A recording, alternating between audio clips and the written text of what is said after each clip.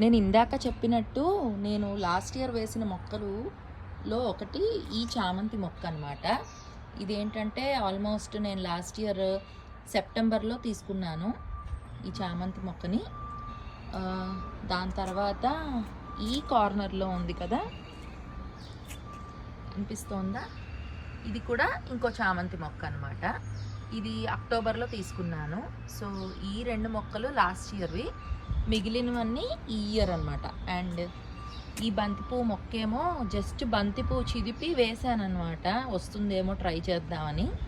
అది దాని తర్వాత వింటర్ స్టార్ట్ అయిపోయింది, సో అప్పుడేం రాలేదు.